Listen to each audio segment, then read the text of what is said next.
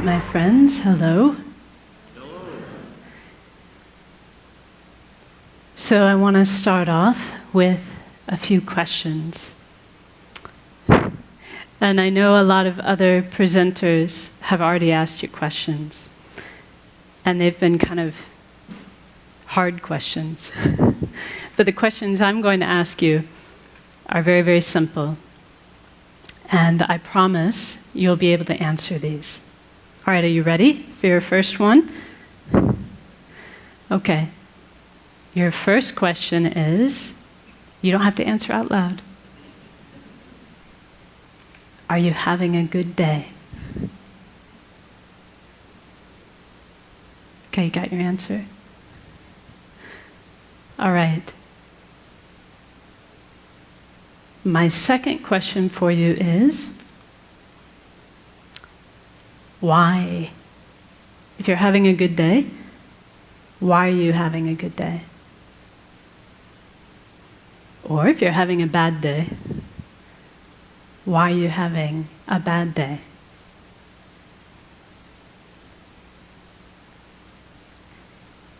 So I have one more question for you. This should be the easiest one of all. My last question is, tomorrow, would you rather have a good day? Or would you rather have a bad day? Do you have your answer for that one? What about the day after tomorrow? What about Sunday? Let's see, yeah, that's right. Tomorrow's Saturday, Sunday. How about Monday? Would you like to have a good day or a bad day on Monday? Tuesday? Wednesday? Thursday? Friday? This time next week? A good day or a bad day?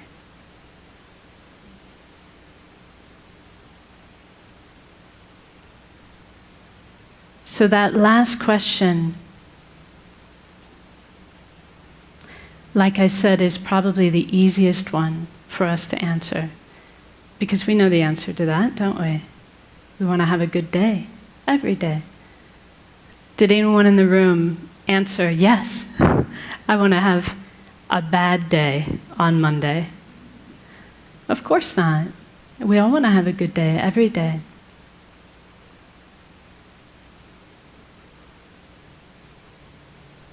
So this is really speaking to the type of happiness that we all wish for in our heart of hearts. We have a good day when we are happy.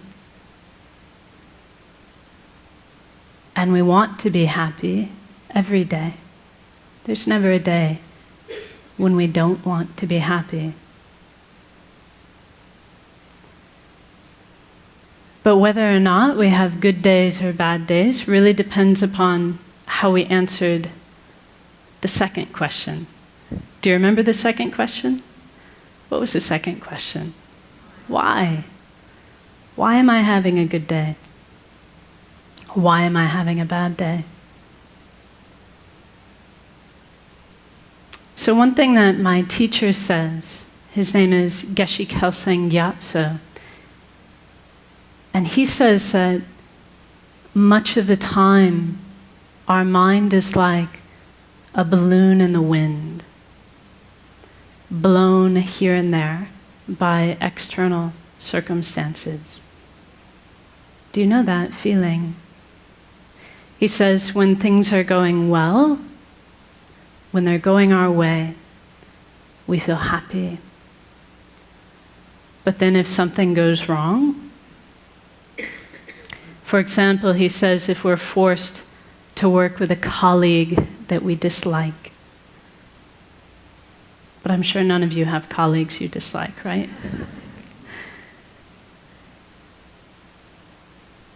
He says if we're forced to work with someone we dislike, or if something doesn't go our way, then our happy feeling disappears.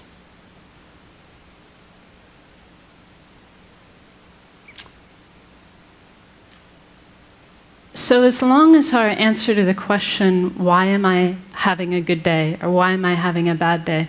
Because, this is a question people ask us, like maybe when you get home today, someone will go, well, so how was that TED thing? Did you have a good day? And we'll say, yeah, I did. There was this lady, and she talked to us about how we need to be compassionate towards former inmates, and there was this performer who did this awesome beatboxing thing with his mouth, and this person and that person. As long as our reasons for why we had a good day are a list of external conditions, then we're not going to have the stable happiness that we all want. Does that make sense to you? Because if that's what our happiness depends upon, because we cannot control people and circumstances every single day, then our happiness will be in the hands of others, won't it? It'll be at the whim of our circumstances. So if you really wish to have a good day every day, we've got 2 things we need to do. So the first thing that we need to do is we need to stop outsourcing our happiness and outsourcing our unhappiness onto people and circumstances. In other words, we need to stop attributing our happiness to what's going on externally, and we need to stop blaming others, especially blaming others, for our unhappiness. So for as long as we do that, as long as we're making it the job of people and circumstances to make us happy, or as long as we're making it their fault when we're unhappy, our happiness will be very unstable and elusive. Our second job is to actively cultivate a source of peace and a source of happiness coming from inside our own mind. So here's something I want you to commit to memory. Are you ready? This is another line from one of my teacher's books where he says, happiness and unhappiness are states of mind, and therefore their real causes cannot be found outside the mind. So if we have a peaceful state of mind, we will be happy regardless of people and circumstances. If our mind is unpeaceful or agitated, then even if we have very good circumstances, we'll find it impossible to be happy.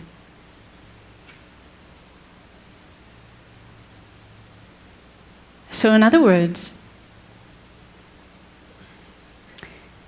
it's not what is happening that is making us happy or unhappy. It is how we are responding to those things that determines whether we are happy or unhappy. It is what our state of mind is like that determines our happiness or our unhappiness. So how are we going to do this? So we can all understand this. Like intellectually, it's not rocket science, is it? It's not hard to understand. And maybe to a certain extent, as I tell you these things, you're like, yeah, I knew that already. I knew that already. But how do we actually do it? How do we actually cultivate this stable peace of mind that we can rely upon regardless of the external circumstances? So this is really where meditation comes into play. And I would say I would need a whole other TED Talk, hint, hint, in order to really do the subject of meditation justice.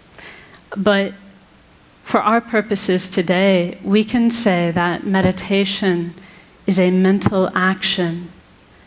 It's the mental action of concentrating on a peaceful, positive state of mind. If we do that, if we concentrate on a peaceful, positive state of mind, then we can say we're meditating. Whether that's like this, right? See, actually, you don't know if I'm meditating or not, because I could be thinking about my grocery list.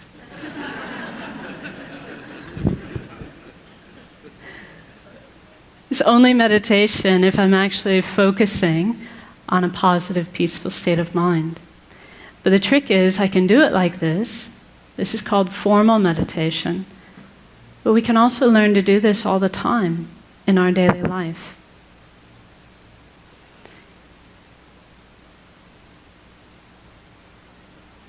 So see, here's a perfect opportunity.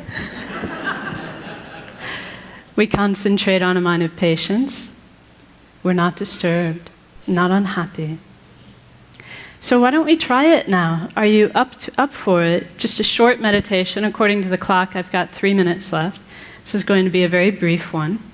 But let's actually try it. Let's try to tap into our own potential for a peaceful, positive state of mind.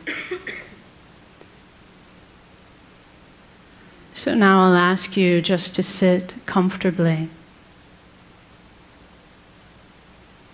and place your feet flat on the floor and your hands within your lap.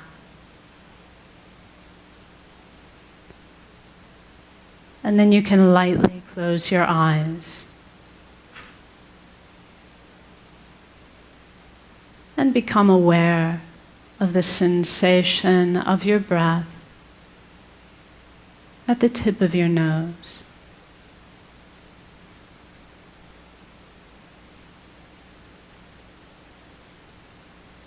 And as you breathe out, you can imagine you are breathing out any agitation, any mental busyness, any frustration or unhappiness in your life. Breathing it all out like dark smoke.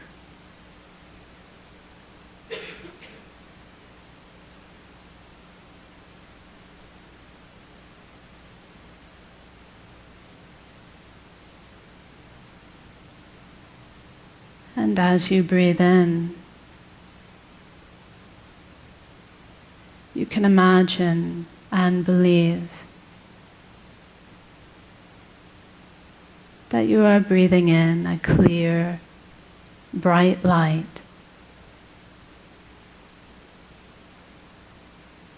which is the very nature of inner peace.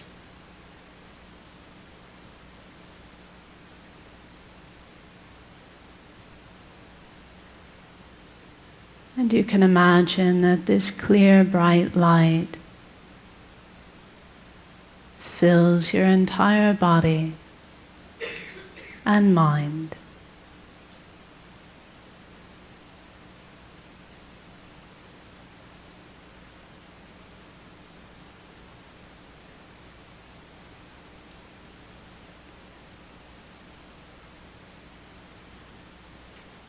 And for a few seconds, simply enjoy this inner peace coming from within.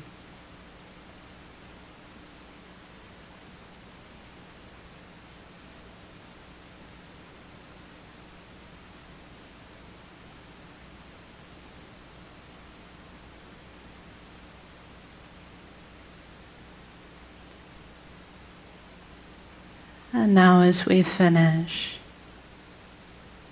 just be determined to bring this inner peace with you into the rest of your day to benefit yourself and others. So now we rise from meditation. Thank you very much.